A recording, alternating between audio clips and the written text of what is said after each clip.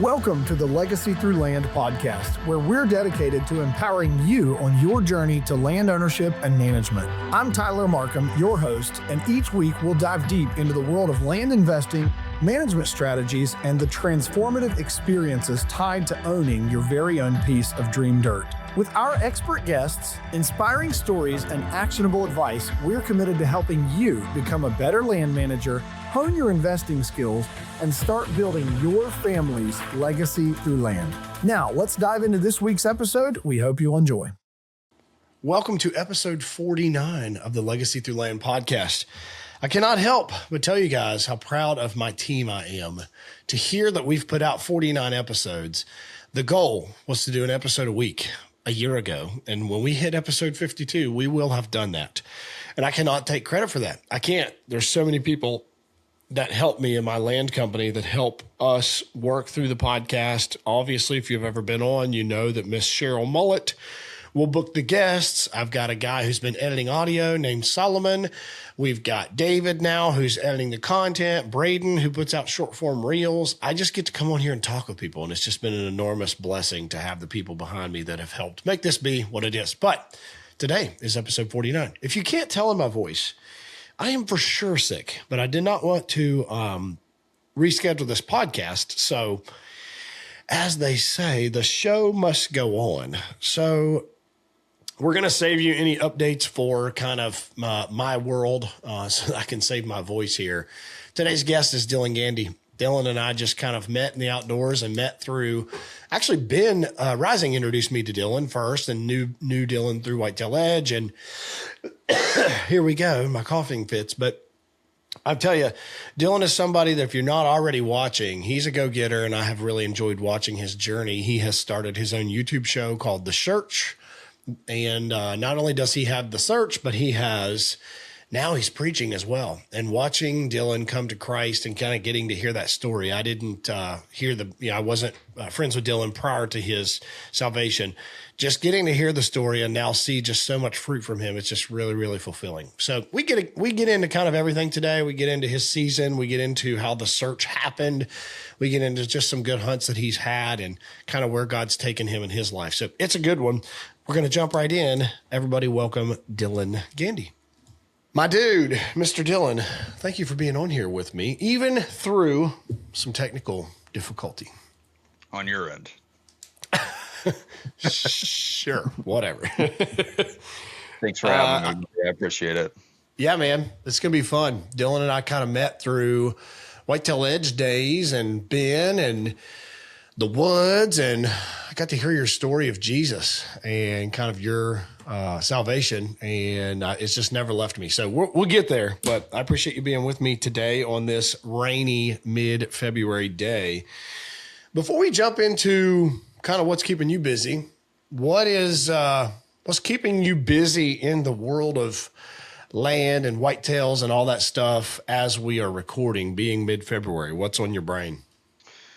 Well, right now it's sheds. Is first and you foremost. Posted a nice one too the other day. Yeah, that's a deer that I know really well. Buck NATO is his name, but I've known about that particular deer since 2022. 7.5-year-old deer, and Dylon's got some charger issues with you guys just bear with us here. His computer's gonna uncharge and charge the whole time. He hasn't worked up the ability and sponsorships to get a new charger cord yet. So we'll get there. I didn't realize what a mess I was until I got on this podcast.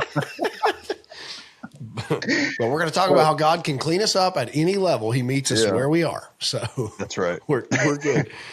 All right. Why Buck NATO? We already went down a train. Let's go with it. Yeah. Why the name Buck NATO? Yeah. Because it's stupid. Okay. I had Lloyd Christmas last year, so I'm with you. Stupid. Yeah, I don't know. It's just different. I mean, obviously I thought of the movie Sharknado. And then when I first saw Buck NATO, he had this like crazy side back in 22. And it's just like a stupid redneck name, call him Buck NATO. And it's just kind of stuck. and he's kind of carried the same genetics throughout the years. But this deer is he's like an old friend. Like every summer, I can just count on seeing this deer out in the field.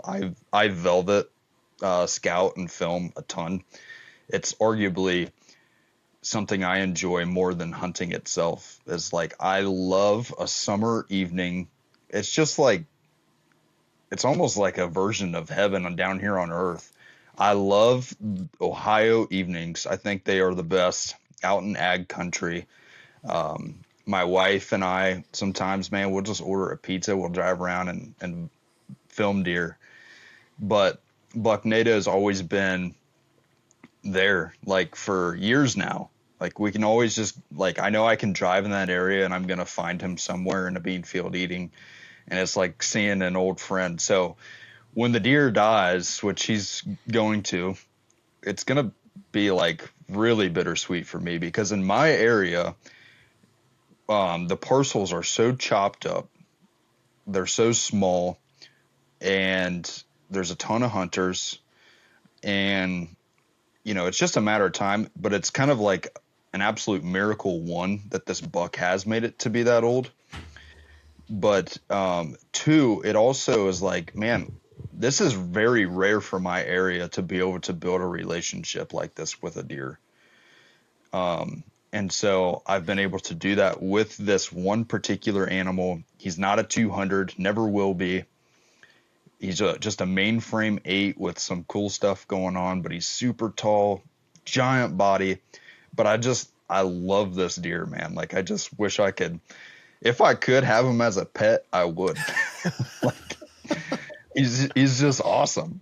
And then I might go out one day and just kill him, Yeah. That's a real high possibility as well. And actually it might be one of my main targets moving into the 26th season, is old buck nato. So and to make him a pet or to kill him? Well, I mean, if I could successfully make him a pet, I would do that rather than kill him, truthfully. So anyway, this year I found one of his sheds, and that is the first time I have been lucky enough to find one of his sheds. Now, that might sound kind of weird for people that say like, well, the deer so well, you've seen them for years, you've never found a shed. Well, again, it's because the parcels are so small. I have a ton of permission spots in that area, but he lives on a big farm that I can't hunt or shed hunt or anything. So this year was the first year I've ever been able to find a shed of his. And it was like, to me, like it was like finding $1 million, man. It was so awesome. You've got to assume that other people have obviously found his sheds. Man, in I don't years know. past.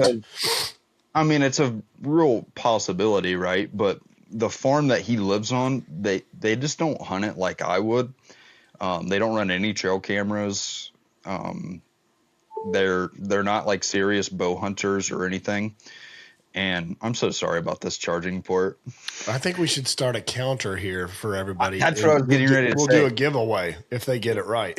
Yeah, that's a good idea, actually. It would be a challenge. We could make it a challenge. Like, how many times does Dylon's charger make noise? We could start a GoFundMe during this podcast for a new charger cord. The funny part about Dylon and I, too, is I'm just trying to think out of all the people that I've podcasted with, geographically, we are probably the closest to each other. So I'll tell you, my listeners kind of already know this. I'm building a barn. I'm breaking ground, fingers crossed, next week. But I'm planning to podcast in the barn, in person, build the studio and kind of do it all at once. So I'd love to have you over and we could just talk shop. But I'm just now realizing, we're probably maybe an hour from each other, maybe. You live south of Columbus? Yeah, in Canal Winchester. Yeah, you're probably an hour. Yeah, so we could have just met at a Starbucks, but here we are. Yeah. Well, you guys might have missed that one through the cough. Might have missed that one. I'm also, and I've already said this, I'm sick, so I'm going to throw that in there. He's got the charger, and I've got the coughs. So yeah. And where did we first meet at? Do you remember the first place that we ever met? Yes, I do. I'll never forget a Waffle House. Yeah. Because they are amazing. I mean, I don't, anybody that can't trash a Waffle House at like 2 a.m., The thing for Waffle House with me, you know, what really drives it home for me is the verbal assault in there, you know, and like the waitress and the cooks, they're close to a fist fight at all times. Yeah. And you just get to experience that with breakfast. Like, it's amazing environment. You know, floors are super greasy, kind of just slide into your booth. They call you honey, you know, That doesn't happen every day. Or baby. Or baby doll. I mean, there's just a lot going on there that is exciting. Yeah, it's just super, super exciting. If I walked in and it was classical music and everybody was polite, you'd leave. It wouldn't be the same. You'd be like, this is clearly not the Waffle House I thought we were going to. So yeah, that's kind of my thing, you know, find one just close to you or not. Stop in there about 2 a.m. and get you a little breakfast. All-star. Get that all-star, dude. Right.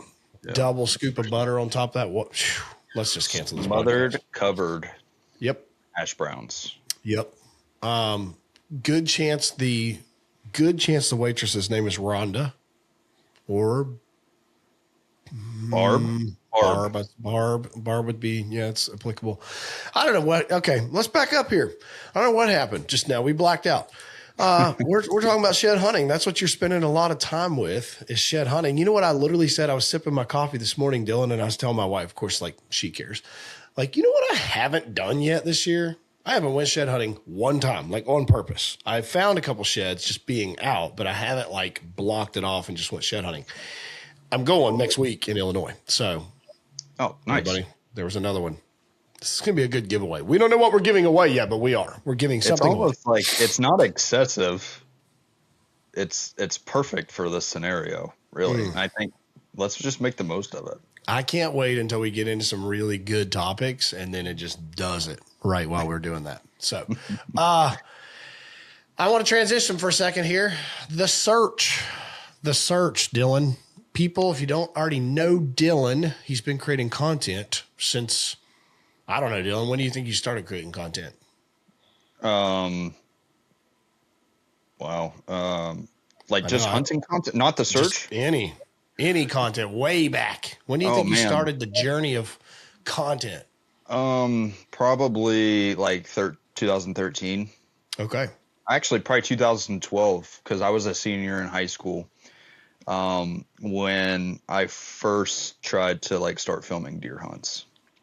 Let's go. I think I was about there too, but you're younger than me, so you would have had the digital age at least. I started on them mini DV tapes, maybe. Yeah. Well, it's kind of funny you say that because, you know, when I was a kid, the first time that like it was an eye opener for me, my dad and my uncle were pretty big deer hunters. Obviously, that's how I got into it. But my uncle had an old camcorder that ran off tapes, and you would take it and you would put it into do you remember the VCR ones that it would open, and then you put the mint in it?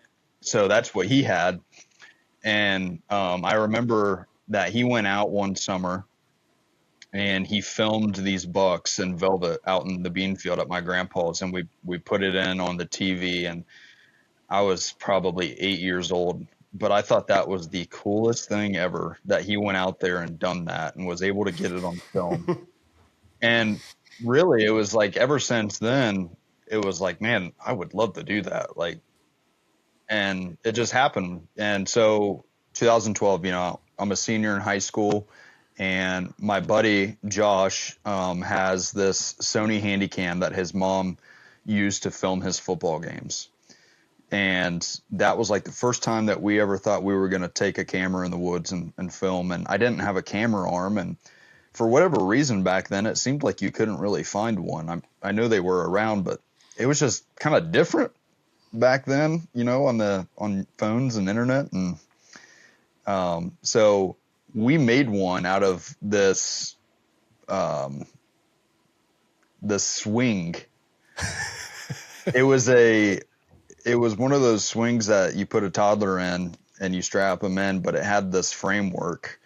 But we made a camera arm out of it somehow. I don't know. There was just a junk piece laying around, and I was like, man, this could work for a camera arm, but it didn't tilt or anything. So it was pretty useless, but that's where it all started. And then I remember that I started taking some photos, and Instagram started to come along probably in like 2013 or 14, really started popping off, maybe. Probably. I would say. I've caught on late, so don't ask me. I'm late to the game for sure. Yeah, so probably 2013 or 14, and I got this opportunity to be on Quaker Boy Game Calls Pro Staff way back then, and I met Ernie Calandrelli, who's a freaking legend in the game. He's an OG, I guess you could call him. Ernie is, and Ernie, they were looking to build this pro staff, and they were kind of moving into this new age of media and stuff. Was what they were trying to do at Quaker Boy, and I met Ernie, and they had kind of given me this list of deliverables, stuff that they were needing. And to my surprise, they sent me this giant box of game calls, and I'm talking like way more than I would ever need. Hundreds. Coyote calls, turkey calls, deer calls, I could call anything. And I was like, man, like it was like this aha moment for me where I was like, maybe I could have some value in some photography and video here for these companies. And this was before like pro staffs and stuff got like weird and watered down. And I just thought it was very, very cool of them to do that. But it was also like this aha moment where I'm like, okay, I could maybe give these companies some value and in return get free hunting stuff. Like that is a dream come true. No one would ever have to pay me nothing. I could just, get free stuff. This is amazing. And so that happened. And then fast forward maybe a couple years, I met Kenny Bevins, and Kenny Bevins was the cameraman for Ben Rising on Jury Outdoors. And so Kenny and I had just formed this relationship like online. We'd never actually met in person, but Kenny's just a very good, personable guy. And I knew what he did for Ben, and I also knew that Ben had an outfitting company in Ohio where I live. And again, that would be a dream job for me, like to go and do deer stuff every day. So I asked Kenny, I say, hey, Kenny, your friend Ben, does he need any help on his outfitting? You should ask him for me. And well, it turns out Ben did. I get in contact with Ben. I go to Ben's house. We meet. He hires me. That was actually the first year that he was making his show Whitetail Edge, and so I got to be a part of that. And I'm just gonna summarize this all very quickly, Tyler, because it is a very crucial part as to where I am right now. And so, like I had mentioned, I'm there for that first year of Whitetail Edge, and I'm helping outfitting and whatnot. Well, I film a deer hunt for Ben in Kentucky, and a guy, actually the landowner, shoots this giant deer, and we're taking photos. We're helping drag this deer out. The deer's covered in ticks, and 2 weeks later, I end up deathly ill in and out of Riverside Hospital. And they think that I got Rocky Mountain spotted fever. And at that time, deer season's getting ready to kick off. Ben really needs somebody to outfit. The bone collector guys are coming in, and I was so excited for that. Obviously, growing up watching Waddell and T-Bone, and I had to walk away. He had to hire somebody else, and that was like such a gut punch to me. Mm-hmm. And I was having some really bad health issues after that. And so again, fast forward a couple years, after that instance, Ben's probably into his fifth season of Whitetail Edge, fourth or fifth. And I tell Ben, we always kind of kept in contact, but I had found a giant deer that year and felt like I had a pretty good beat on him, and told Ben, I said, hey, Ben, I'm going to film this deer this year. if you want, you can use the footage for your show. It's just something that, I really want to do. He says, sure. I kill him on October 3rd. It's called The Sheriff. And for me, it was like just this, I don't know. I mean, he was 165-inch 10-point, but to me, it was the biggest deer in the world at that time.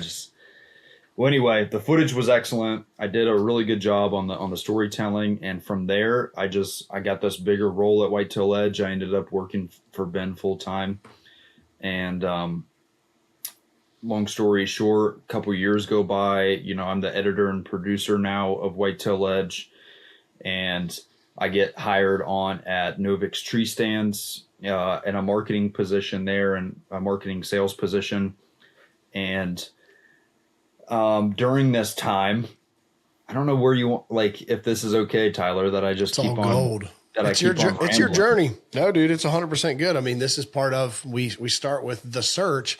This is the backstory to where do we get to. So keep going. Yeah. I mean, this is all how it happened. And so I had been with this woman before and had a kid, and it didn't work out. And so I've been a part of how that shared parenting thing looks. It's ugly. It's not always great. Obviously, you're not getting to see your child every day. That's pretty rough. Well, I had gone through some phases, I guess, but I wasn't always the best person. I was living for the world and very unhappy, and somehow got another girl pregnant. And I'm like, well, I'm not doing this shared parenting stuff again. So I literally hit this wall during this time where I feel like I am at my absolute lowest. I am the most unhappy I could possibly be. I feel like I don't have any hope. And there was this guy on Whitetail Edge, a team member, and his name is Dwayne Jones. And he's like a brother to me, one of my best friends. But I knew where Dwayne stood in his spirituality. And he was always so dang happy. Always. And I was always so dang unhappy. Always. And finally, I think I was an atheist, which pains me to say. But I said, Dwayne, man, you put all your faith into this guy. Like, how do you know it's real? Like, for me, I have to understand, like, 100%, like, if I'm going to put my all my faith into something, I'm going to have to make sure, like, I know it's genuine. I'm a guy that needs facts. And Dwayne, he's from West Virginia. He goes, Dylon, I know, Dwayne, this is gold. All right, go ahead. Goes, you can't see the wind, but you can feel it. And it's so simple, but it's like, man, that's true. And so this girl that I got pregnant, Michaela, who is now my wife, we go grocery shopping one day, and we're at Meijer, and I felt very inclined for whatever reason to buy a Bible that evening. She probably thought I was dying or something. I don't know, but I bought a Bible, and so I wanted to look into this Jesus for myself. And Dwayne had recommended that I start in the New Testament. And so I read Matthew, Mark, Luke, and John, obviously very impactful, but my eyes were open. You could say the scales fell off my eyes when I got to Acts and Romans, because I read about this man named Saul who crucified or persecuted Christians, and he murdered Christians. And he also mentions that he felt like the chief of sinners. But then I also read about how Jesus used him mightily. God used him mightily. He wrote over half the New Testament. And for the first time ever, I felt like I could relate with somebody in the Bible, somebody that felt like a piece of crap, that felt like the chief of sinners. That's exactly how I felt. And so that's kind of just, that moment changed my life. When I got to Acts and Romans, I started attending church and started taking my faith very seriously. And this man named Jesus became very real to me. And now it's not a question of if he's real. It's undoubtedly, I know that Christ is real. He's literally changed my life, and I've had an encounter with Jesus that never left me the same. I'm a completely different person. Just ran into a buddy the other day, a guy that I used to drink and do drugs with. And he goes, dude, you are like completely different. I'm like, I know, man. Like, this is what happened. And he started asking me about faith, which is, I mean, it's just awesome. But man, dude, like, Tyler, you never knew me before, but I was such a piece of crap. Like, I'm still a dirty, rotten sinner, but I am a completely different person than who I used to be. I give all the glory to God for that. Like, I am so in debt to him. Like, it makes me want to go and worship him. It makes me want to tell people about him because I know what he saved me from. And Amen, so dude. I'm in debt to my Savior. And so I've made it a point now to where I'm going to live that way until I'm no longer here on earth, that knowing that I am in debt to my Savior, I am going to worship him. I am going to tell as many people about the gospel and the good news as possible.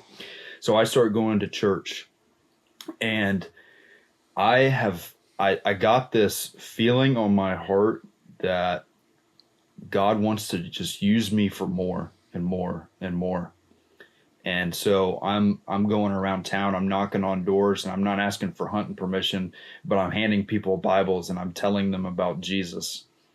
And that just was so fulfilling. It was more fulfilling than any deer I had ever killed or anything. And uncoincidentally, I fell in love with my wife, and we got married, and it's just like, now I'm living a dream. So, as I say, God is pulling me deeper and deeper. The pastor at the church I'm going to is having me speak, for whatever reason, which feels so weird to me that he wants me to speak there. I've done some men's things where, I'm talking about faith and hunting at the same time. And I just see this like platform that God is opening up for me. And I felt like I needed to go and tell stories how I want to tell stories. And so I had told Ben that I was going to be leaving. And I'll be honest, I felt like I gave Ben somewhat of a BS story that wasn't factual. And so I repent for that. That wasn't right. But I wanted out, and I wanted to be able to tell stories and edit stories and hunt deer the way that I wanted to, if that makes sense. And so, no, dude, I get it.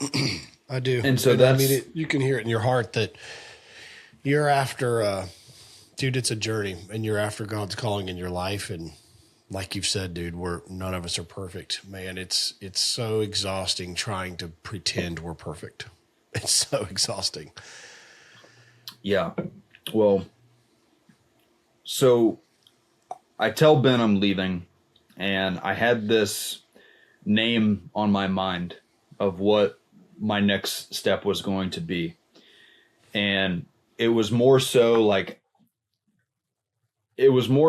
I never thought in a million years that it would be anything. It was just going to be a passion project. Whether people watch my videos or not, I'm going to take a camera to the woods and I'm going to document my stories because I love it. I'm passionate about it. And so this name kept coming to mind of what I'm going to call this thing, and it's called The Search. Because to me, the search never ends. We're always on the search for something. Tyler's always on the search for more land. I know plenty of guys that are always on the search for a bigger buck. And I've also realized that as a Christian, you never stop searching for a deeper relationship with Jesus. We're always on the search for a better job.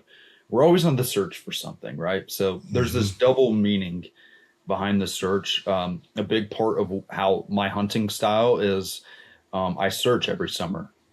I go out and I do a lot of velvet scouting, and that's typically how I find the buck that I want to kill for the year. So I'm always on the search. Like, it just makes sense, and I love the name. And so start this YouTube. No longer with Novix. Novix kind of switched hands, and I was actually fired from Novix. But anyway, that sucked too, because I love that job. But in the meantime, God's working it all for good, because that's what he does. And I meet this guy who we knew each other, but we had never actually met. His name's Daniel Schwartz, and he's now my partner on the search. But Daniel owned a store where I sold Novix products to his store so that they could sell them, and that's how we met. Well, he had asked me about, like kind of talking about killing deer and whatnot, and he wants to have deeper conversations about it. I tell him, like, hey, this is what I'm trying to do. And he's like, man, that sounds really cool. I want to be a part of it. So we made this partnership in the search. And we started making videos, deer hunting videos, in, let's see, the summer of 25. And my story just kind of wanders, so I apologize. But before that, mine's the exact same way. So keep going. Yeah. Before the search, let me back up. I apologize. Before the search, I'm going to my church, right? And God lays it on my heart that he wants me doing more, even more than what I'm doing. And I'm feeling this calling to preach. I've preached several times at my church, and it just felt right, man. Like, it just felt right. And so I'm telling my dad about this. I'm like, Dad, I feel like I'm called to preach. And I said, but I don't know, like, how to go about this. I've never been to seminary. All I know is I've had this relationship with Jesus, and it's changed my life. And I just want to tell as many people as possible. And Dad had just built a wedding venue, and he goes, well, why don't you just preach at the wedding venue? And Tyler, this feeling, I'm sure you've had it before too, but this feeling came over me of God's like, Dylan, that's exactly what I want you to do. Yes. And I was like, okay, like, we're going to start a church. And so that's what I did. And the first Sunday that I preached, it was packed.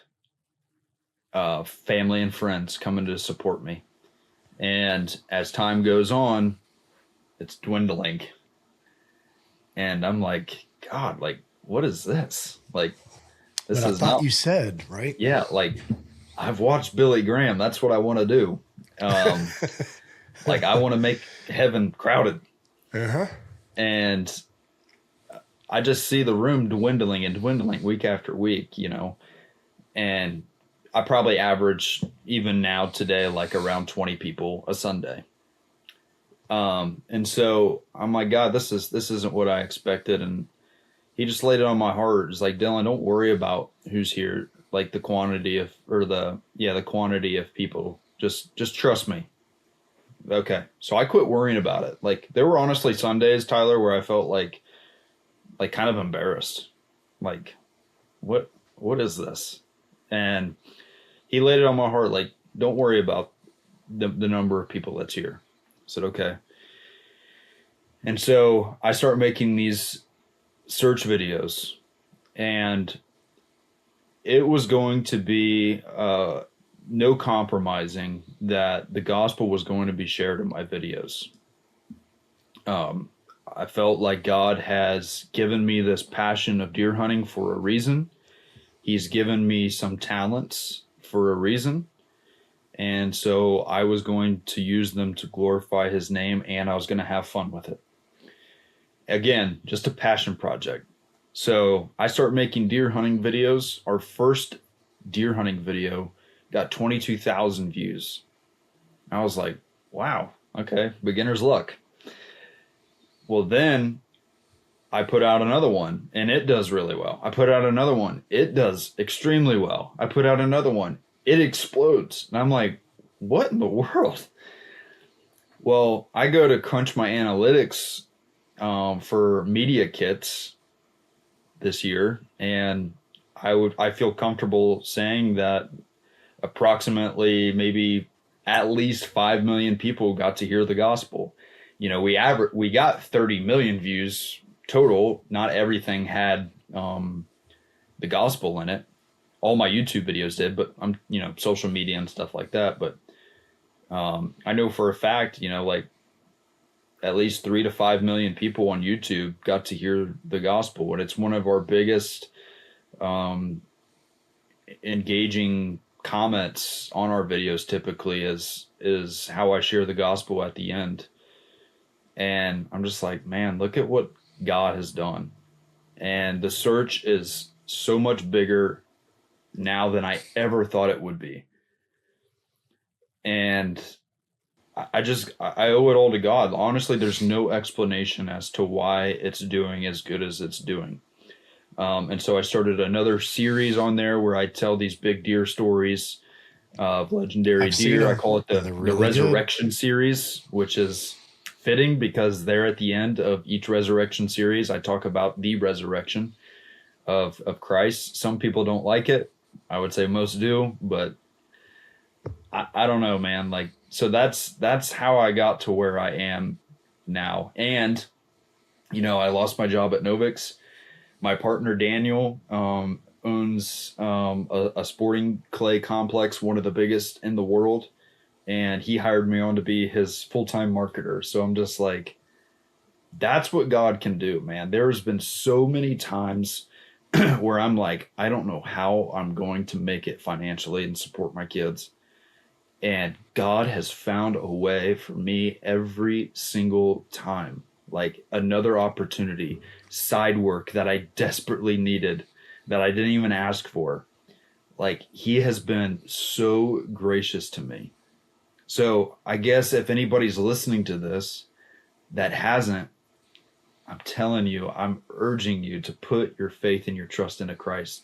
Not because I say it, but look into the Gospels for yourself. Look into Paul for yourself. I'm telling you, he will become realer to you than ever before. Amen. And so that's where I'm at now, man. Dude, this was Dylon almost covered about 4 of my questions in one fell swoop. That's my I had to, Tyler, because that's just they all connect. It tells the story of where I'm at. And so today, if we go clear to the top, what's keeping you busy other than sheds is editing content. And Dylon's series that he has been putting out of all these famous bucks, I've watched several of them. They're really good. Like, they're really good, dude. You put a lot of time into those too, I can tell. And thank you. I think it's awesome. I think it's incredible supplemental content. So the search for you, if we could kind of segue into the search for Dylon in this journey of Dylon, in my business, when I started Legacy Acres Land Company, I had gone from house flipping to, I want to do land. And there's that proof of concept phase. And you kind of talked about that in the beginning of the search for you was like, you have to kind of prove to yourself that this can work. You have to kind of prove to yourself that's even a thing, And so I think for us in 23, it was kind of proof of concept. Because I recognize I'm really weird with like what we do and being a niche of buying land to set up for hunting. And you talk to anyone in an airport or on an average street, they're like, I don't even know what you're saying. Like, I don't even know the words you're using, but it's how God works. It's just how he works. And so for you, you're kind of past this proof of concept point now, I would say. It looks like your team has grown. If you don't care to tell us, like how has that evolved for you with the members that you have on now? Well, the members are they're guys that I know I can trust. They're guys that I know where their hearts are. Daniel, my partner, first and foremost, is such a great human being. Like, just a very genuine. He's got such a great heart. He was actually raised up Amish, and then is no longer Amish, but But I think a lot of those qualities are instilled in him. And Daniel Schwartz is a great man, and I owe him a lot, because without him and some of his financial backing that he has given the search, we wouldn't be where we are. He was able to fast forward us. And so I owe a lot to Daniel, and he is just such a great man. Another member that we have is my brother. Obviously, I know my brother very well. I know where his heart is. My brother is a great man, a great family man. He likes to have a good time. He lives in Louisiana. And what's interesting about me and Daniel's partnership is that when I first came to Daniel and I said, Daniel, you have a very unique opportunity for hunting content. And the reason being is because Daniel is a giant landowner in Ohio. He has a lot of land, big time farmers. And so with the search, we see all these different guys with different backgrounds. I hunt city limits pretty frequently. And if I'm not hunting in the city limits, I'm hunting very small rural pieces. And so a lot of door knocking, a lot of permission. I have one farm that I lease. That's it. And it's tiny. Everything else is permission.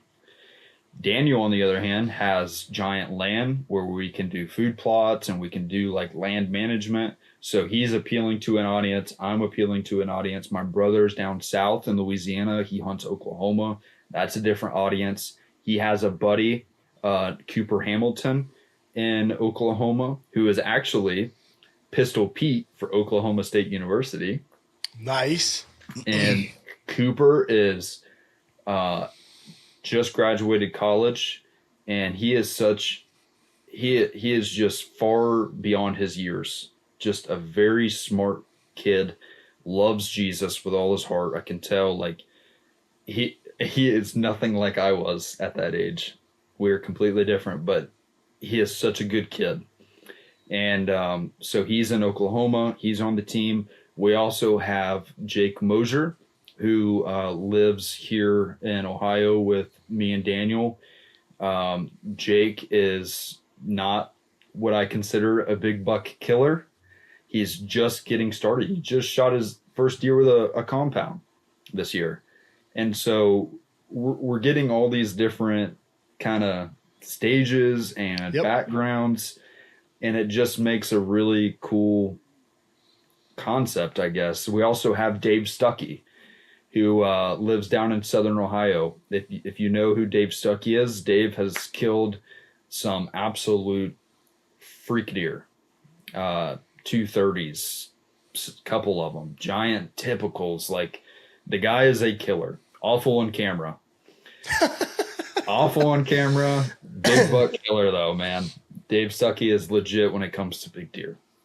And I've known Dave since Whitetail Edge. He was on Whitetail Edge for a while. And so that's how I met Dave. But yeah, I really love my team, and they're a great group of guys. So, Amen. Shout out to the team, the search crew, if they're listening. Yep. No pressure, everybody. He just kind of profiled where you're at on the assembly line of deerisms. So no pressure. Dude, I love it though, because it's just well rounded. That's fun.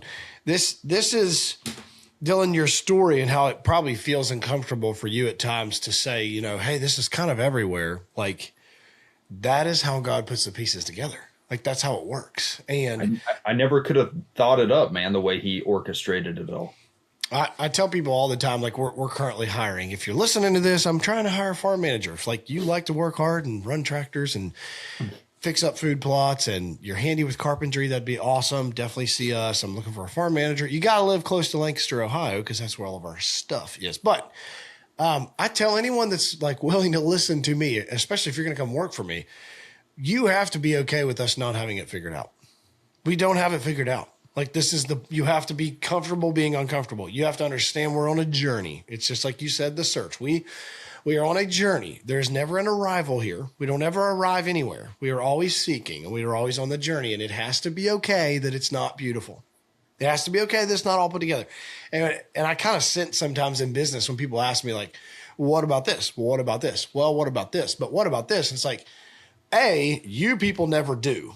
Just throwing that out there. You never do, because you want to have it all figured out before you ever do something. And then therefore you don't do it. I am on the polar opposite. 2% data. If it sounds like a good idea, I'm definitely going to do it. That is me. And we'll figure it out along the way. And I think that's me too, man. And God makes you that way. He makes you that way because look at the people that are following along in your journey. Look at the lives that can be impacted because of your comfortability being uncomfortable.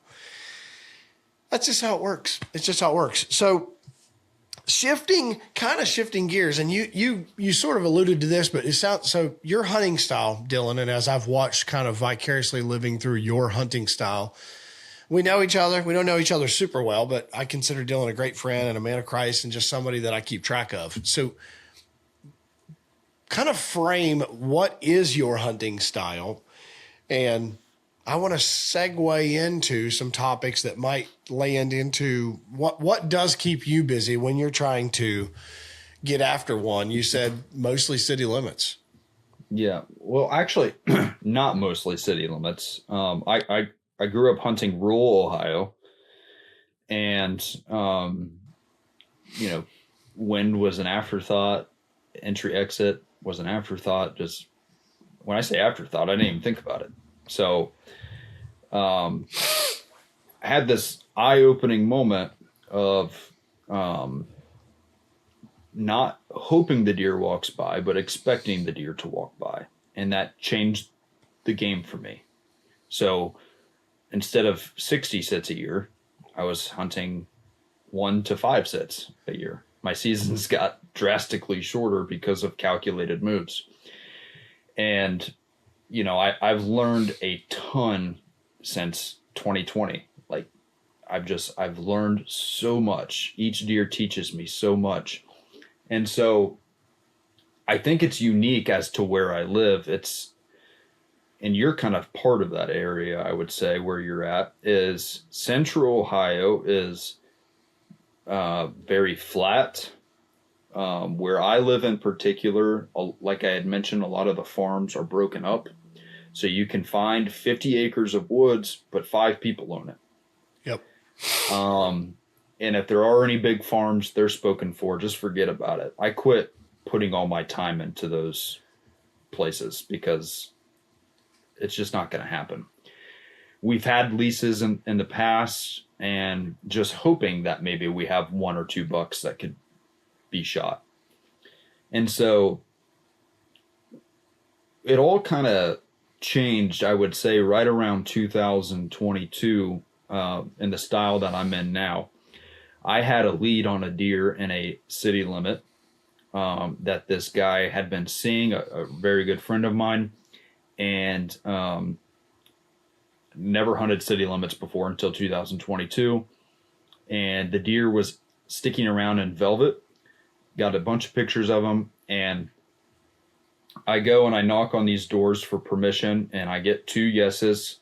And I ended up getting the deer on camera like 2 weeks later. And I killed him in the first couple of days of season. And I'm like, wow, okay. So after that, after 2022, my game completely changed. So now I'm like going around, and my main objective is I'm going out to glass the biggest velvet deer I can possibly find. And once I find him, I am going to knock on every dang door in the area that I can. And there's a lot of people that I've gotten some really crappy comments about me doing that. Or, it's just jealousy is a nasty, ugly thing. But when I go and knock on these doors, to my surprise, a lot of these people are saying, nobody's ever asked us for hunting permission.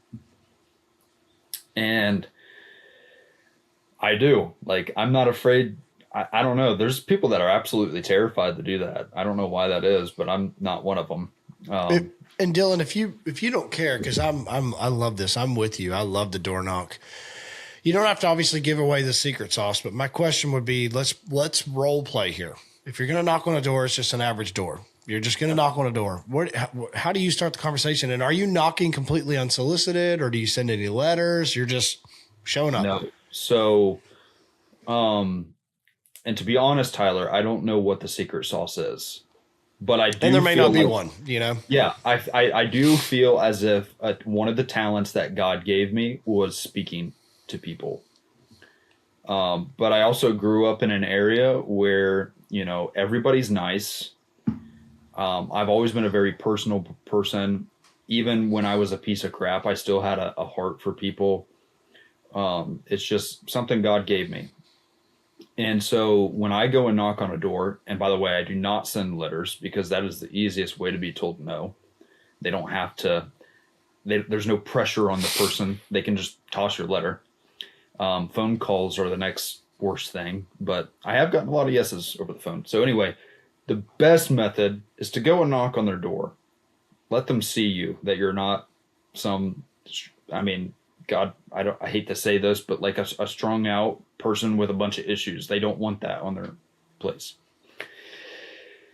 It kind of sounds bad. I don't mean it to sound bad. No, I get it. I do. But they it's want all to about the first impression. Yeah, they want to see a face. And so I knock on the door, and let me just say like what happened this year with my deer. I knock on the door. The first time, no answer, so I leave. I come back a few days later, knock on the door, and a lady answers. And I say, hey, I'm really sorry to bother you. My name's Dylon. There is a deer in this area that I have watched for several years, and I have chased him all over God's green earth. And it just so happens that I have been seeing him in the field across the street a lot, and I've been filming him. Here's a picture of him. And I have a very sneaky suspicion that he's using your creek bottom back here pretty frequently. And I wanted to ask you, like, would you be opposed to letting me deer hunt back there? I just bow hunt. Yeah. Okay. Well, I'll be back tomorrow. I'm going to hang up a couple cameras and tree stand. If I could get your number, that way I can let you know when I'm going to be here. I do things a little differently than most. I'm not going to pound the tree stand to death and be here all the time. It's really just calculated moves, and I'll let you know when I feel like I might hunt. Yeah, that's great. Turns out she's a great Christian lady, and it was pretty awesome. So that's how this season went, but that's how a lot of my conversations go. Do you usually wait on a deer though? I mean, do you ever go door knock just period, hey, as a general area, or do you try to always lead with, I have a deer that I'm chasing? Now, I used to do that, Tyler. But it was also like, getting lucky and hoping there's a big buck in there. But anymore, it's like I go and I actually find the deer and put eyes on him before I ever go knock on a door, because that's just, so I don't put all my eggs in one basket. I'll find a big deer, get permission, and I'm off to go hopefully find 3 or 4 more in other areas. That way, because it happens too many times where your deer dies or whatever. So I don't put all my eggs in one basket. I literally get as many permission spots as possible. I'm never hunting the same spot year after year. And so that's kind of how my game is anymore. And I love it. It's my favorite. So I know this was one of your questions about a dream of buying land. I love working the land. I've had places in the past where I've put food plots in, and just, I love it. And yes, it is a goal of mine to own a farm one day.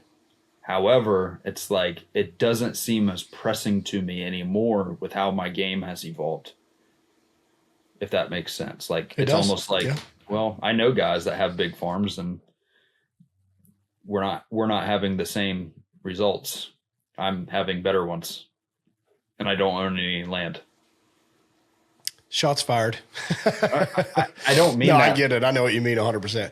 And I've been that guy on the other end where I'm like, well, I'm going to stick to my land because I'm going to grow them here. And again, don't anyone misinterpret. I love all that stuff, and I believe you can grow them there. But we have to give as much clout to you're only as good on your farm as the neighbors.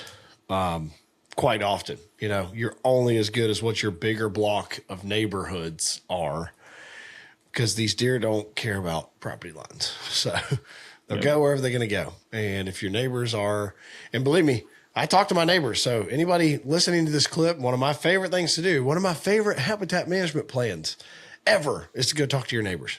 Because you can do whatever you want and plant whatever you want and do, save whatever deer you want. If you don't get to talk to the neighbors and you're not on the same page, then you're wasting your time and money. I love this strategy, Dylon. Truthfully, I was never anti-saddle. I was always unknowing saddle. I didn't know anything. I was just a lock-on guy. I just hung 50 tree stands a year and just thought that's what you did. Now, I am kind of both, but I am very much a fan of the saddle. I'm very much a fan of run and gun. I'm a fan of lighter weight gear, a fan of moving just a little bit to see a little bit more around the ridge or whatever. I'm very much a fan of that. I think that has altered my own hunting style in a positive way, to just not be so married to, but this is the tree. This has the tree. It's usually not the tree. Yeah, it's usually not. Yeah, 9 times out of 10, it seems like, unfortunately. But so we're going to get to a hot button here, because there's got to be something that's part of your strategy. Obviously, we're going to this ever-present topic here in Ohio of baiting. This corn topic, cornology in Ohio. Nothing makes people more mad than a corn pile. Yeah, I mean, and there's all this. And Dylon, I've got my opinions. I for sure do. And I'm willing to, I've said this several podcasts now, but I'm willing to put my money where my mouth is and be a little bit more intentional. But I've got to think here, and I'm suspicious that with your style of hunting, it's going to, I would think, heavily involve baiting deer into small areas where you can be successful, because that's what you have to hunt, small areas. Kind of, there's no right or wrong answer here. What do you feel like? Is that a big part of your strategy, is using bait? What's wrong of you to assume that?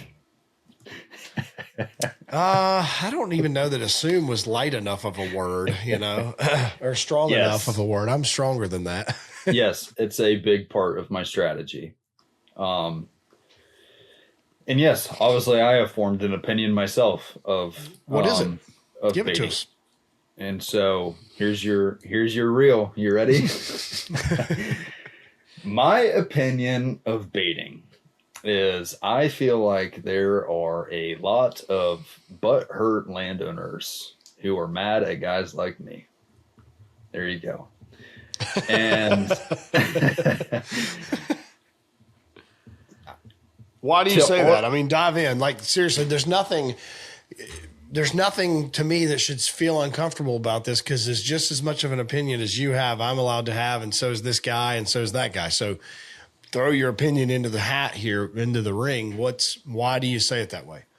Well, I see a state that is producing giant whitetails, the biggest whitetails that we've ever had in this state. Am I wrong? I don't know. I mean, you probably would be more qualified to say that. Era-wise, I think the early 2000s in Ohio and before were probably better than what they are now. But of course, there's tons of guys that make the argument that you're making, that we're at the best, we're at the best genetics we've ever been. And I think, what's his name? Kip Adams said that from his viewpoint. So, yeah, well, I mean, let's even say that we're not the best that we are right now. It's still really dang good. Like, there's some giant deer here. The genetics are awesome. The population is thriving. There's freaking deer everywhere. Right? So to give me this kind of BS story of like how bad corn is for deer, I don't buy it. And let's see where I want to go with this is, I just don't buy it. Is it cheating? Let's get on that topic, because that's a big one. I get that all the time on my videos, on comments, believe it or not. Is baiting cheating? No, I don't think it is. So to me, like, all these guys that have big land, in my opinion, because I have done both, I have hunted and killed big deer on bait. I've killed big deer where there is no bait. To me, it is much easier to kill a deer not around a bait pile and totally blindside them. So much easier. I would much rather be able to hunt these small pinches and funnels. It's way easier than hunting a bait pile. The deer know it's not right, that there's a corn pile in the woods. Now, to piggyback off of that, if it is cheating, then why aren't these guys, I know tons of them that are dumping corn every year, why aren't they killing big deer every single year on their corn piles if it's that easy? No, I agree with you because I have to look at my own success over corn piles and how little I've had, even over feeders as far as the success of hunting and killing mature bucks over bait. I want to back up though. I want to play devil's advocate here. If you would rather hunt deer in funnels and pinches and scrapes and field edges, and you prefer that, are you going to be for or against the baiting ban in Ohio if it becomes a big dividing topic here, which I think it is? I mean, I think we're there. Are you for or against? Because I'll use the words that Don Higgins has said, and I like these words, that removal of baiting would be the great equalizer. Would you agree with that? I'm against it. Because, and again, in my area, very small chopped up pieces that otherwise a deer really doesn't have much of a reason to visit, right? Not all landowners are hip to you cutting trees down and putting food plots in and stuff like that. So, man, you're taking a lot of people out of hunting and tradition, in my opinion. The fact that I can go out and find a 6-acre piece and use it to kill big deer and enjoy this passion of mine, you're going to take that away from so many people. It's such a selfish move, in my opinion. I love the fact that you have the ability to buy land and you have land, and that's fine and dandy, but not everybody has that. And I feel like they're taking that away from a lot of people. Another thing, I hear the argument about age class. I don't see this benefiting getting deer to an older age. And the reason being is because if, say, Joe is having a 3-year-old buck come on his corn pile.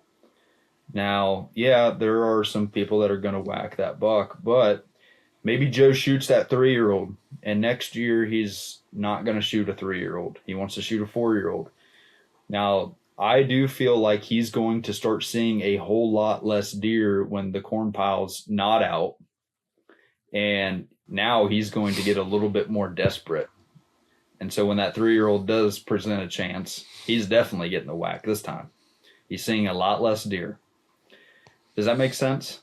It does. Yeah, I mean, it does. It's, I think, Dylan, you have to be honest with yourself too, though, that the microcosm of space that your hunting strategy is living in is heavily predicated on using bait in small areas, right? Mm-hmm. Using bait to make that 5-acre piece something that a mature deer is going to go visit because you've got that bait there.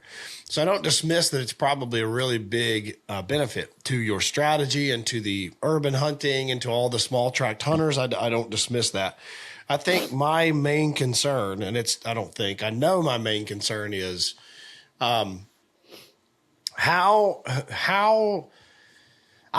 think I disagree with the argument that Ohio is as good as it's ever been. I think I disagree with that because I'll tell you, Dylan, I had 75 cellular cameras, 75 Tacticam reveals running over almost 10 counties in Ohio this year, and I fed 83,000 pounds of corn, 1,500 bushels of corn. 83,000 pounds over 8 to 10 counties, 75 cellular trail cameras, and ask me how many deer were over 150 pictured. Like 3 or 4. Over 170, maybe 1. So in a 10 county sample size, now, again, if you're hunting, let's call it semi-urban deer, or deer that have been protected and are able to get to age structure or able to get to maturity, if you're seeing that, the state, I could make a very strong argument, the state is not producing the type of deer that it used to. I could make a strong argument because of the ability to succeed at shooting deer with a 4-month-long, crossbow season, a 4-month-long bow season, a 4-month-long season of unlimited bait piles, unlimited non-resident tags. Like, I guess my question for you is, as a resident of Ohio, do you see the concern that we have no limit on anything right now? You can just almost, I won't be surprised if they allow you to kill deer with a thermal scope on your crossbow in the next 5 years if it gives you an extra 20 minutes of hunting light, because someone makes an argument that it's going to be more ethical to have a thermal in your crossbow. And now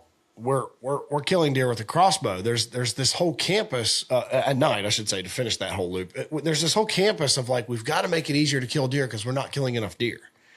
There's this whole campus that says that. And then there's this whole campus that says the quality of the deer is going down. And they're like at divides here, right? And the ones that are saying we're not killing enough deer, I don't think they're willing to be honest with themselves that there was 40,000 non-resident tags sold in Ohio last year, 40,000 non-resident hunters. Well, Dylon, you and I know these non-resident hunters aren't coming to Ohio to shoot a doe. They're not coming here to shoot a doe. They want to shoot a buck. Mm-hmm. So we're going to give them 4 months with the crossbow and the bait pile and all the cellular cameras, and we're going to sell them a tag over the counter, however many want to come here, and we're going to kill a deer. I guess my question to you, Dylon, is do you really believe our whitetail bucks, do you really believe the genetics and the state of where we're at, you really believe we can continue to thrive at the same pace that we're giving access to killing these deer? Do you still believe they can thrive? Man, Tyler, I don't know if it's just where I'm at or whether I'm just putting that many miles on my truck looking. I think it's both. I do. Because I find a lot of big deer every year, like all 70 and north. Yep. So maybe I'm oblivious. I mean, I'm not saying, for the record, that I'm right. Okay. Oh, and I'm not either. Like, that's why this is a fun debate. But I feel like I have given you exactly how I feel about it. I can tell you confidently that I have more big deer on camera every year, more.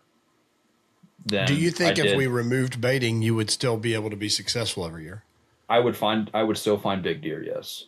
There you go. Yeah. I mean, it's pretty simple to drive around and find big deer. It's obviously going to change my game, but if I want something bad enough, I'm going to make it happen. That's just how it is. Have you hunted other states, Dylon? You've hunted Illinois, haven't you? Yeah, I've hunted Illinois and Kentucky and Indiana. Okay. So I was asking Illinois just because it always is the quickest to come to mind of, it's no bait, no nothing, no minerals, no bait. Yeah. Same with Indiana. Say it again. Same with Indiana. I thought Indiana was a bait state, but it's not. No. Okay. No. So. Yeah, I've killed deer there.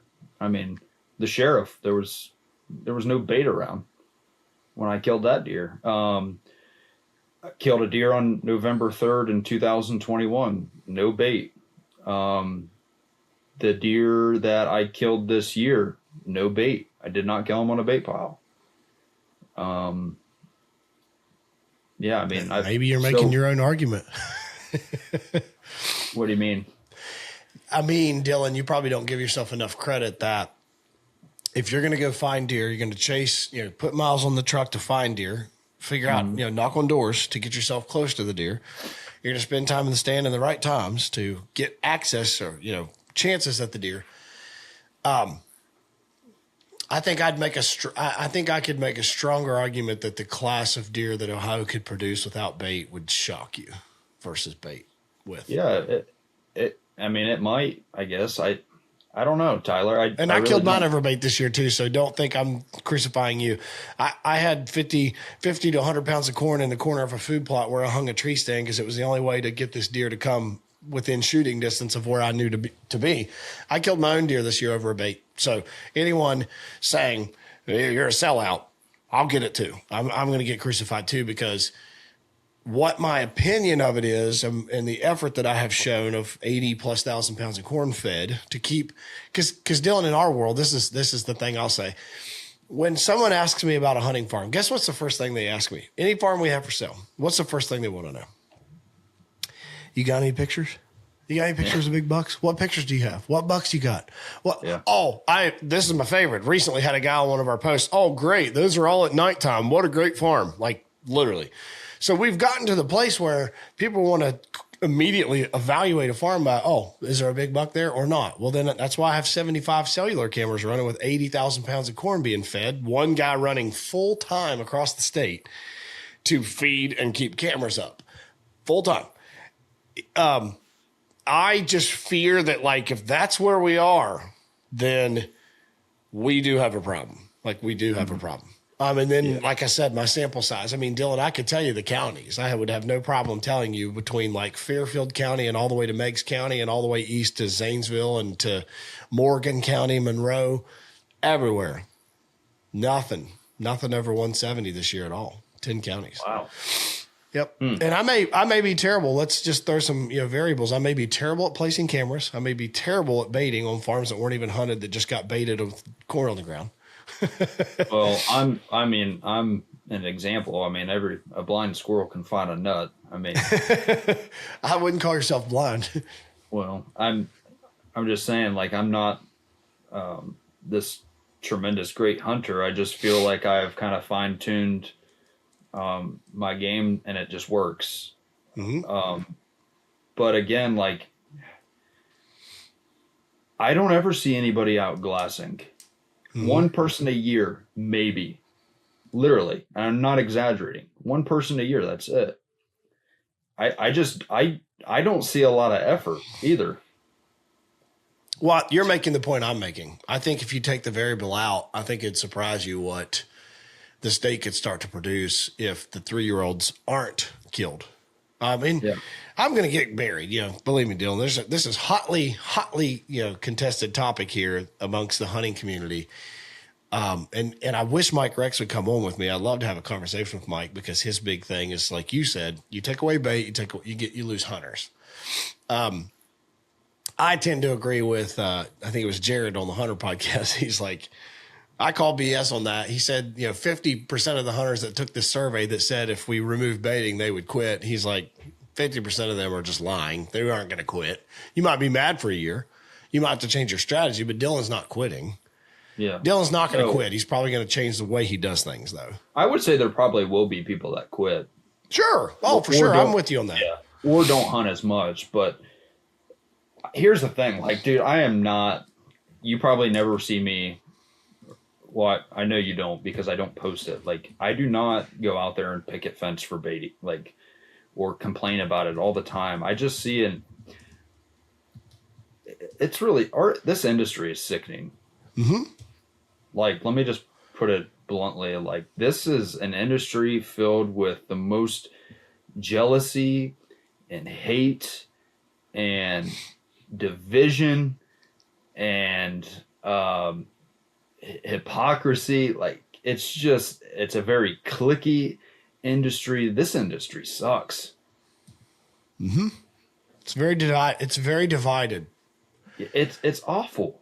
And I don't know, man. Like, everybody's so opinionated, and that's fine. Everybody can have an opinion, but I don't know, man. Like, I don't know where I was going with that, but that's just, this industry is like in shambles. I don't know how long it's been that way, but the people that, I don't know. I guess I don't know where I'm going with that, Tyler, but I get so many hateful, nasty comments about a freaking corn pile. Like, really? Like, you're going to let me dumping some kernels on the ground just completely ruin your day? And look, if it does make deer hunting even better in Ohio, great. I really don't care. Like, whether the bait's here or not, I truly do not care. Like, because I'm going to find big deer regardless. And I'm going to continue doing my style of hunting. I'm just going to have to refine it in some type of way. So if baiting is no more, whatever. I really don't care. Let's close the loop there. I think you're right that you'll find a way. Because that's kind of where I'm at as well. I'm on the opposite campus, Dylan. I'm very tired of it just from the amount of work it takes. I'm just tired of the amount of, I've been fortunate to own farms that are what you would probably call bigger farms. And I'm tired of worrying about the corn pile on the fence line and why, certain deer don't show up. And I'm tired of, I'm tired of kind of the direction that it has taken the hunting industry in Ohio. And I do see great issue. Like, you'll have to listen to the Skip Slide podcast that I did. It's long, but there's a lot of things that Skip talks about that we keep comparing ourselves to Iowa. And I mean, he says we could blow Iowa out of the water. In 2 years, we could blow Iowa out of the water if we changed a few things with what this state produces. And Iowa's 7% forested. 7% of the total acreage in Iowa is forested. Ohio is obviously vastly more than that. But they sell 6,000 non-resident licenses. And we sold 40,000, And so it's just, It's hard not to see if you look at some of the statistics. You would, Dylan, I think you'll agree with me on this, and we can jump to this last question I have for you, which is, I think you could agree that if we have non-resident hunters, and I used to be a non-resident and I moved here, so I got out of that campus, but I used to be a non-resident landowner as well. But if we have non-resident hunters who can buy a tag every year, they lease property, they have a cellular camera, and they can bait. They hunt the deer based on what the cellular cameras are telling them. So access in Ohio has become, to a lot of people's, I think, a correct opinion is that access is at an all-time low level right now of hunter access to land. Mm-hmm. Well, do you think if there's, number one, a minimum of non-resident tags that are sold, do you think that we're going to see less tracks leased up by non-resident hunters? We're going to do we see that? I think we do. And if we ban baiting, do you think that the non-residents for sure are still going to, because I keep going back to Illinois, like I see leases all the time in Illinois from guys in Michigan or, wherever, Ohio, anywhere at my places in Illinois. We still have the leases, but I don't see us having the issues with what age structure gets targeted the most in Ohio over corn piles. I don't see us having that issue as much. I just don't. I mean, and this is a really wide latitude, but Dylan, I guess what I'm asking you is, do you agree that access in Ohio has become harder for hunters to get access than it's ever been? Yes. Okay. Yes, to a sense. And again, like, for my location, a corn pile is great because, man, there's just not a lot here to hunt, unfortunately. I mean, I quit knocking on those bigger doors because I already know what the answer is. No. Yep. Somebody else hunts it. It's leased. Like, to me, it just became like, well, like, what else could I possibly do? I mean, I'll drive hours for a deer, and I will if I have to. But yes, I mean, there's a lot of doors that I knock on that people say, oh, nobody's ever asked me. Well, it's because they're small pieces that nobody thinks about. But, to get on something that is 30 plus acres here, good luck. Yes, Makes sense. Very hard. Very hard.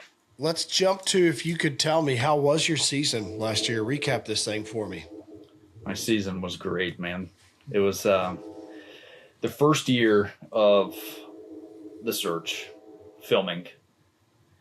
And because the first season of stuff that I put out, sorry, there's a train going by. I don't know if we can wait. It's fine. Yeah, dude, I just love the sounds of them. I don't know why. I just love it. Well, you're obviously close to it. Yeah. So Hold on.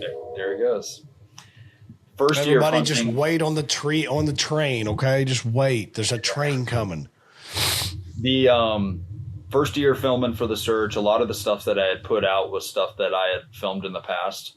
And so really excited, just throw on my own brand this year and do things my way. And had this deer that I named Wrench that I found back in 2022 in a creek bottom, no bait, by the way.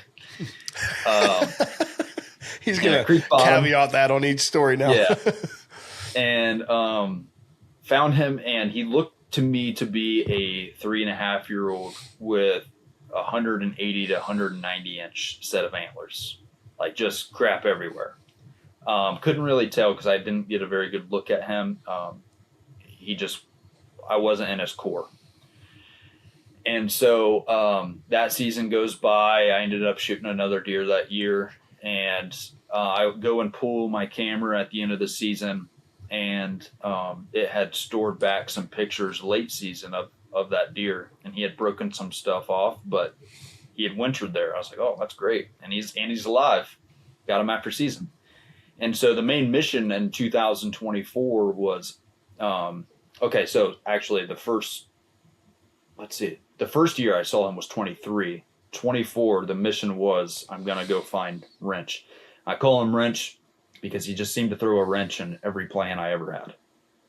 So that's how he got his name. 2024 rolls around, and I find him June 9th, very early. And I bet he was 170 inches on June 9th. And I'm like, holy cow. And I film him a couple of days. Well, then he kind of goes missing, and I find him again on June 30th. And I bet the deer was 240 inches. Jeez. I mean, I've never seen anything like it. Like, it's in my video. If anybody wants to watch it, you can hear me hyperventilating, my wife telling me to breathe.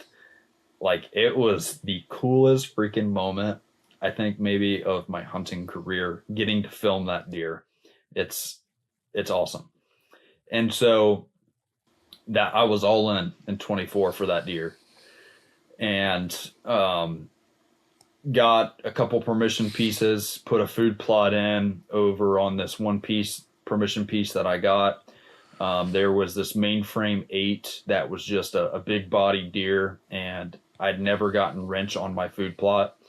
And so I tell my wife, I think you need to kill that deer. Let's see if, maybe he's added some social pressure. Wrench won't come in. So my wife shoots him on opening day, 165 inch deer. We call it extra. Awesome deer. And Wrench never shows up. I got one picture of him in August down in the creek bottom where I first got him, and just an absolute giant. So, I go and I do some door knocking down in the city limits of Kentucky in 24, and I actually found a 200 plus inch deer down there. And so I'm kind of bouncing back and forth, waiting on Wrench to show up. He doesn't. I go down to Kentucky. Unfortunately hit that deer high and never found him. The 200, that sucked. It was shaping up to be an insane year, and it just didn't be it wasn't an insane year at all. It just didn't do that. Depressing year. And so Wrench never shows up. And so in 2025, that was the main goal.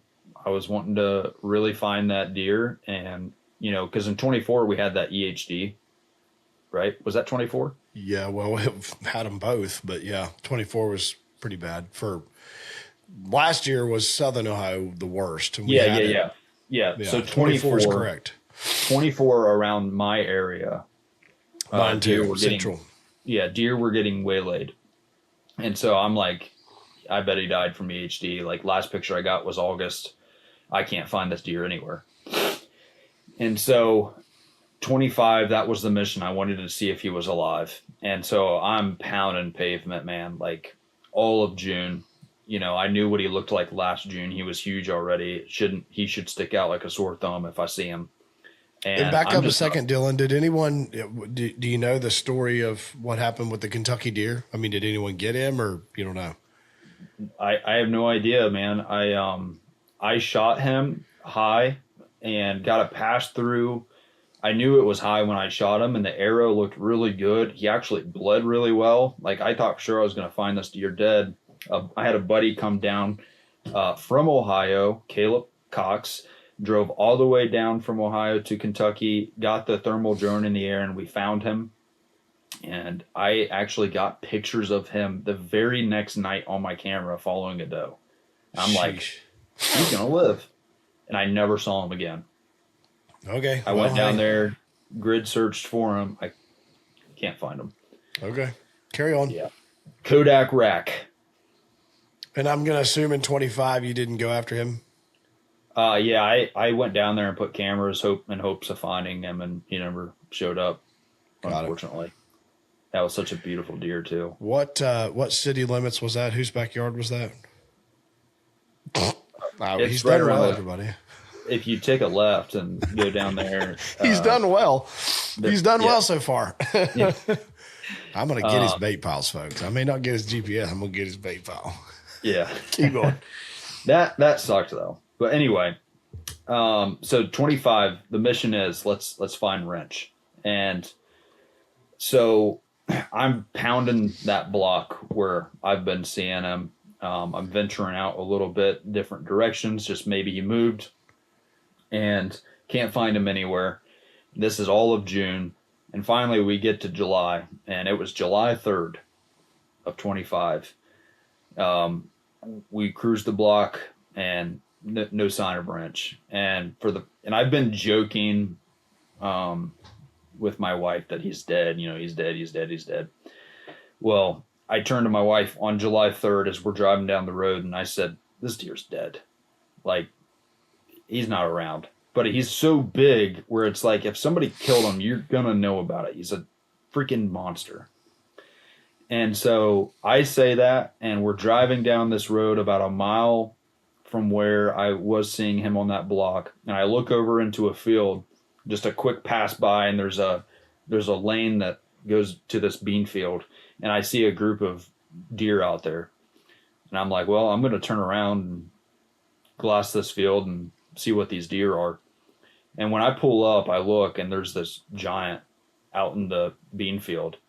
And my first impression is like, is that wrench? Like, he's got so many similar characteristics of the buck that I was seeing in 24, but he's a lot smaller than what he was, with one side that is weak, but the other side looks just like the wrench. And last summer, I was able to get the most amazing footage of that deer several evenings. I had gotten my first DSLR which I told you didn't need, if you remember that conversation. Kind of, maybe, but I did it anyway. Yeah. Well, good thing you did, because I'll never go back to a camcorder. Yeah. But got a DSLR with a 200 to 600 millimeter lens, one that can really reach out, and had such a blast filming velvet with that thing this year. Yep. But there was an evening, Tyler, where I'm filming this deer in this grassy bean field with a CRP grass, and he comes out of this grass, and I filmed this sucker at 20 yards from the inside of my truck. It was insane. Like, the footage is just, it's awesome. Slow-mo out there in the beans. I mean, did he not see you there? Or he just didn't think anything of it. He just didn't. So it's a busy state route, for one, but two, there's also an oil well right there. And so there's constantly trucks sitting there working on the well. Yeah. And so I don't know if he just associative pressure. Yeah, he just knew he wasn't in danger, I guess. And so I'm like torn. I'm like, if this isn't wrench, if this isn't the wrench, then it's 100% genetics, like, because this deer looks so much like him. And so I filmed him several evenings out in that bean field, and there was a tree line on the bean field that I felt like, man, if I could get in that tree line, I could kill him on these beans. And I had to like put the detective cap on, man, and find the landowner, because the landowner had passed away. So it's changed hands, and I'm trying to track this landowner down for months. Finally, I get permission, and I also go across the street in this creek bottom because I'm like, well, you know, he's going to follow that creek at some point and go into this other property. So I go over there and get permission, just backup plan. Really glad I did that. But there were several evenings where I couldn't even film the deer because there were other guys there already glassing them. So the deer had a ton of people that knew about him. Well, I finally got permission on that bean field and hung a stand there, and I was getting him in daylight the night before opening day on those beans. And I'm like, dude, this is going to work. So we go in there on opening day, and in the back of this bean field, there is a bike trail, a public bike trail. People are biking between these two cities. They're small cities, by the way. But we're getting closer, folks. We're getting closer. We're narrowing in here. So there's this bike trail right behind the property, but it's like right on the tree line there. So I was like, well, I'll just bike in to my tree stand from the bike trail. And that's what I did. And I was about 30 yards off of this bike trail looking into this bean field. And opening night, here he comes. He steps out at probably 100 yards, works his way into about 80 yards. He's coming right towards this corner of this bean field. And I'm like, dude, I'm going to whack him on opening day. And all of a sudden, I hear this winding motor. And it's an electric bike that goes by on this bike trail right behind me and clears the whole field. And from there on, man, it was just this absolute grind to get on this deer. Now, I had cameras on that other backup property, and I would get him over there periodically. And I had originally set up this tree stand on this ridge looking down into the creek bottom. Now, he would have, when he would come out of where I believe that he was bedding all the time, he would have to walk under this bridge of the state route in the creek bottom. And so I'm up on the ridge, and the creek bottom, or that bridge, is down in the bottom, and it kind of pinched him to where he couldn't get my wind on a, on a north wind. I'm trying to paint the scene here for you guys. I understand what you're saying. I'm up on the ridge facing the west down into this creek bottom. I have an east access to this property, which is money. Mm-hmm. And on a north wind, it's a wind that he thinks is going to be good if he walks that creek, but he's just low enough in that creek bottom to where it forces him to use that creek bottom. But I'm going to blindside him up on that ridge was my thinking. Yeah.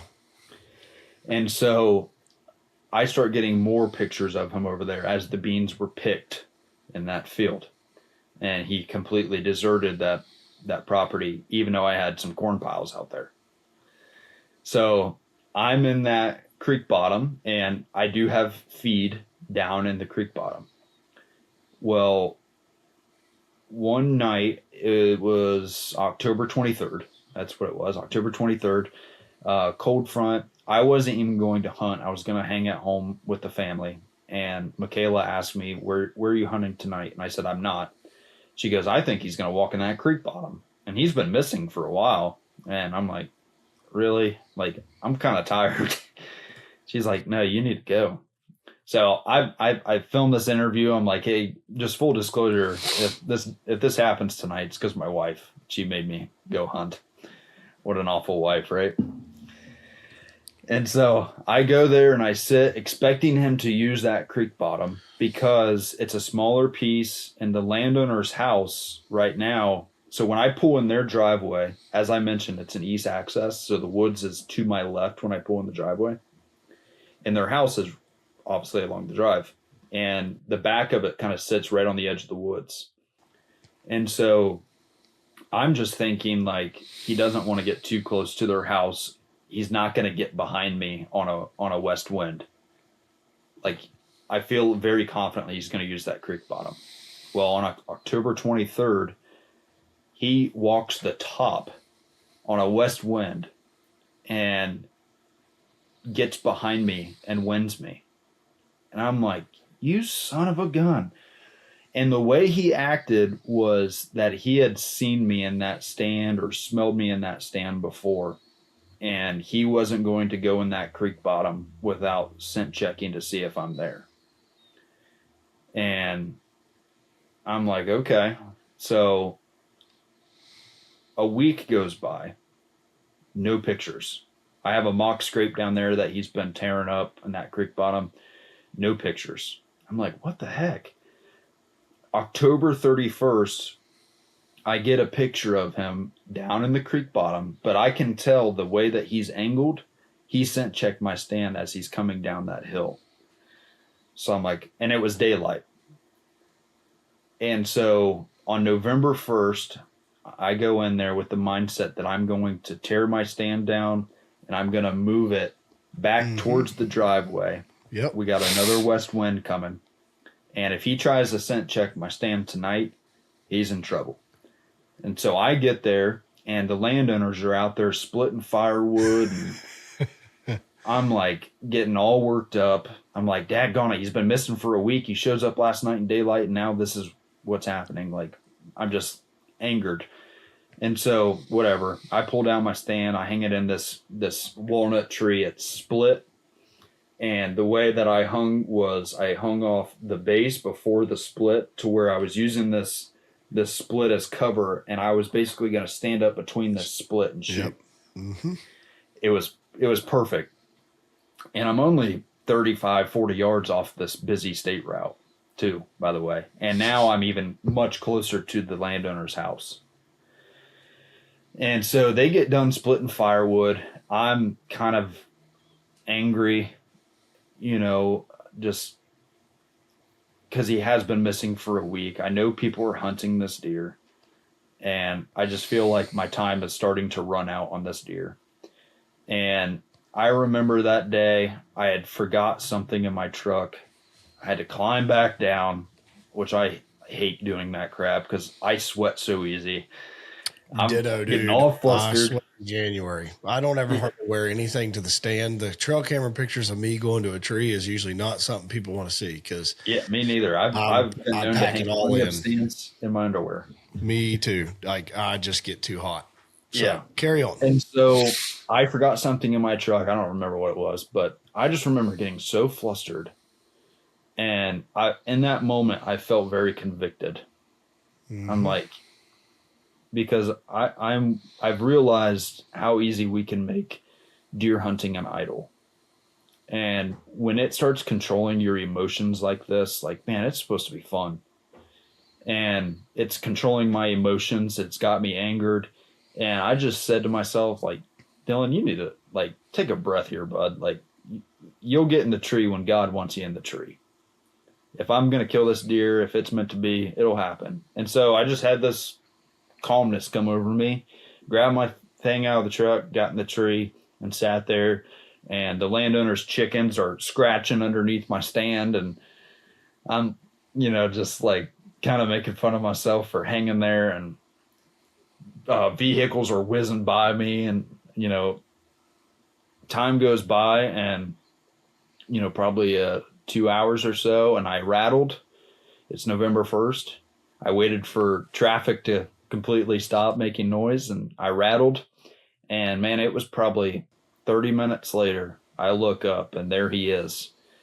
And he's looking right at my tree where my old stand was. And he's slowly creeping by it. I mean, and this is where I say it's so much better to just blindside them than hunt them on a bait pile. And this was it. And he's trying to scent check that tree, man, and he ends up 25 yards broadside from my stand. and I shot him right through the heart, and he went 10 yards and died right in front of me. It was freaking I watched awesome. your hunt, dude. It was awesome. I wanted you to tell this story, though. It's been awesome hearing this through here as well as watching the hunt. It was great.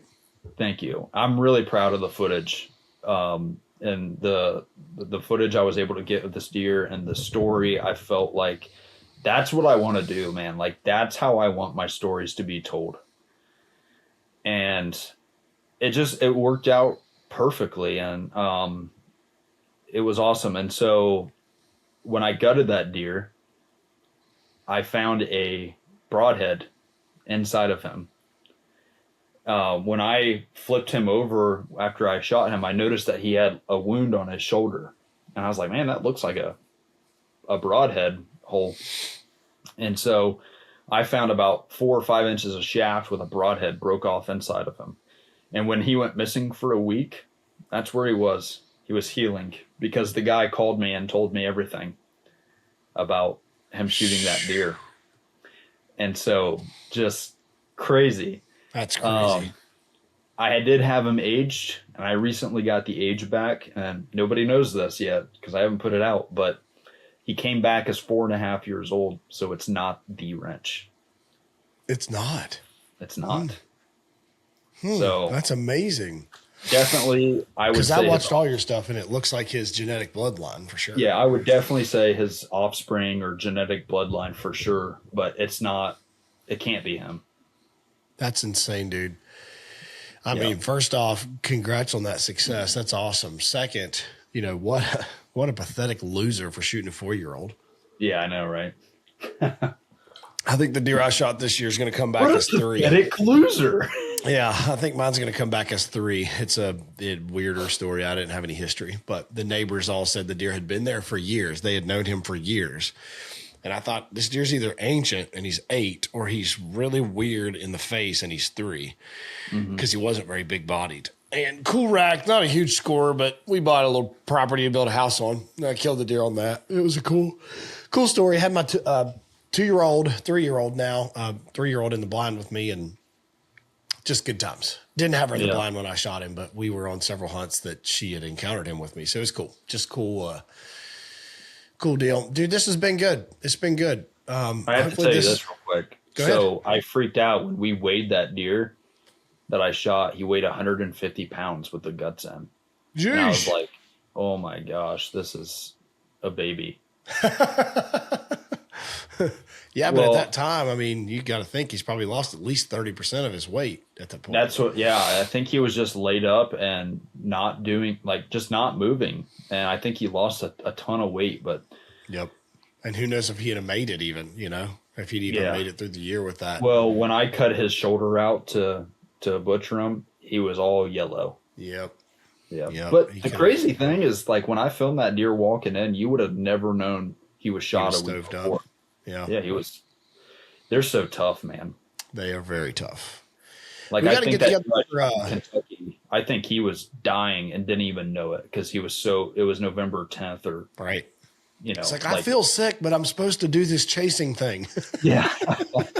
Yeah. I honestly, I think he was, if it was October, I think it would have been maybe a different story. Truthfully. Yep. I don't know what you mean, dude. This has been good. It's been really therapeutic for me. Hopefully you don't not want to come back on. I want the search gang to come back on as a whole sometime. We'll have to bring you guys all out to the barn once we get it done, and maybe we can do coffee soon enough. It's crazy how close we live geographically to each other. We just don't connect often enough. So I'll take the blame for it for sure. But a Waffle House podcast. Let's go.